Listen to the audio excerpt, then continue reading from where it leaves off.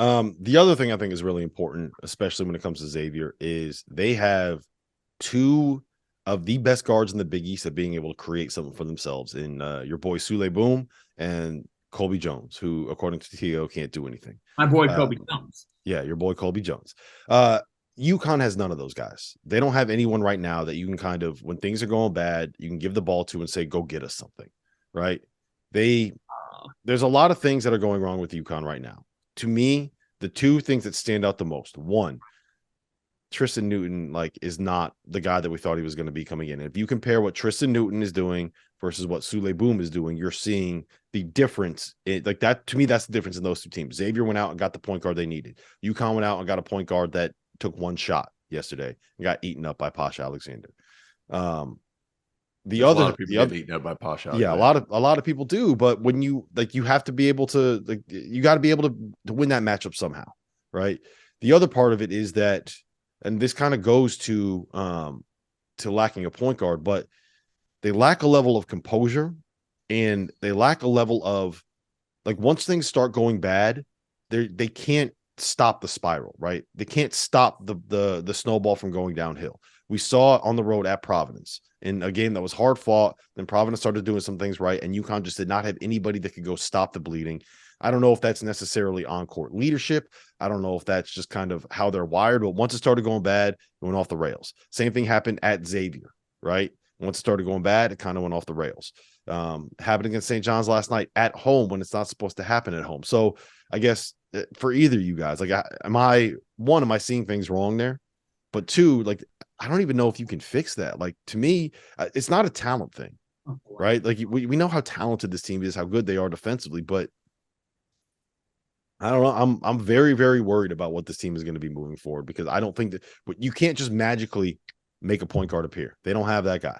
He's not on the roster. Well, here's the thing. They don't have a great point guard.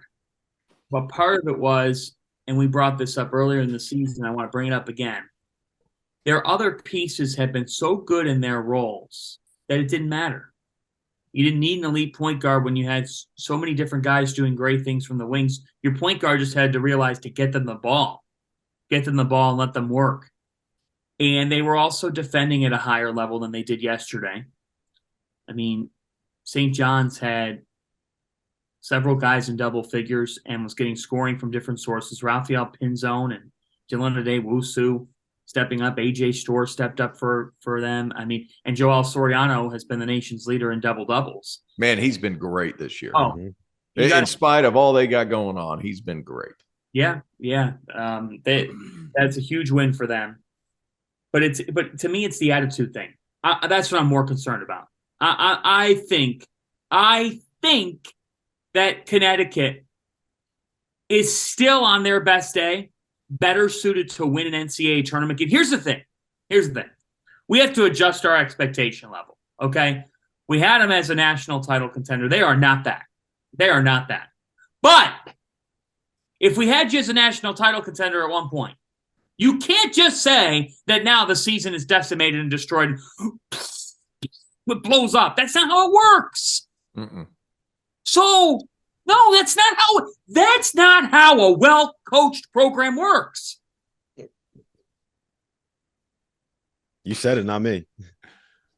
Well, I think he can adjust, and I think he will adjust. And, I think that Dan will figure things out with this team. I really do. Yeah, look, I kind of do too, right? And I'm full disclosure, 50% of this is me just being a fan that's kind of losing their mind in the moment, right? But I think this is prove it time for him.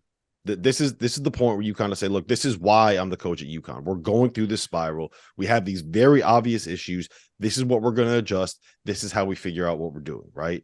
And I think that moving forward here, we're going to find out a lot about, one, what Dan Hurley is, and two, what UConn is, right? You got at Seton Hall could you next. imagine those freaking practices as a player? Yes. Where you just walk in and it is going to be hell on wheels for the next 2 to 3 hours. Mm-hmm. But you know what? That's part of the problem. Yeah. Well, yeah. So what? So what? To a point Now it is, you and like I also That's kind of anywhere, agree. Fanta. Anywhere you play. That's not just for Dan Hurley. Anywhere you play, you lose 4 out of 5. That locker room is like you could hear crickets chirping in that thing. And then you go from the locker room where guys are somewhat pissed off every day because they still got to go to class. They still got to see other humans. It's not like you just show up to that and that's it. You got to see regular people. You got to see the civilians. They're looking at you funny, like you've done something wrong. And then you've got to go get your training. And then you got to walk in. It's like I remember we went on a skit at Clemson. Everybody, we walk into the film room. We're just like, Oliver Purnell is just on one and you can just feel it. And it's just, you could cut the air with a knife. And it's just like, oh my God. And then I'm thinking about Dan Hurley. Like, those players are going through it right now. Yeah. And the issue is that it's very easy to say you lost to Xavier, you lost to Providence, you lost at Marquette. Like, those are the 3 best teams in the conference. You lost to them on the road. A lot of teams are going to lose to those 3 teams on the road in those buildings. And then to come home against St. John's and one, like, here's another problem I have is what is UConn's identity this year, right? Are they going to be a great defensive team? Well, Andre Curbelo and Posh got literally anywhere they wanted. Rafael Pinzone did whatever he wanted to do, right? Their guards made UConn's guards look like I was playing defense out there, right? That might be a little bit of exaggeration. I don't care. They couldn't stop any penetration. 2, you want to be a team that runs through Adama Sanogo? Well, you know what? If Adama Sanogo is getting eaten up by Joel Soriano, that can't happen. If he's supposed to be the Big East player of the year and you run your offense through him, he has to win every single matchup that he has. He got beat by Joel Soriano last night. Okay. All right. Are you going to be a great rebounding team, which is what they've been in the past? Well, you know what? You can't get beat up on the offensive glass the way that they do. If you're going to win on toughness, if you're going to win on effort, you can't let other teams continually get more 50-50 balls in you. Like, so what is are you a 3-point shooting team? Space it out, chuck a bunch of threes. I don't think you have good enough shooters to be that. So like, what is the identity of this group at this point? That's one of the things that I think they've lost in this losing streak. And that's Can I throw a little silver silver lining in after you're done? Yeah, go ahead. All right. So the silver lining. I want all the silver linings. The silver lining. Than one silver lining. The silver lining for this is St. John's is to the Big East right now what Syracuse is to the ACC. Like, you have to completely change everything you do for one game. Mm-hmm. So that's the silver lining. So really, if you look at UConn's other games, like Xavier loss away, okay, you're willing to take that. Providence loss away, the AMP is a ridiculous place to play. Marquette loss away, okay. Like the St. John's was such a curveball. Like, I'm not convinced this team's fallen off the tracks. I am convinced that the practices are miserable, and I am convinced that Seton Hall at the Rock is going to be gut check time. They need to win that game. Yes. This next one, they need to win. Yes. But to go along with what you're saying, like 4 out of 5, I get it. Those 3 away games, brutal. The Big East did not do them any favors.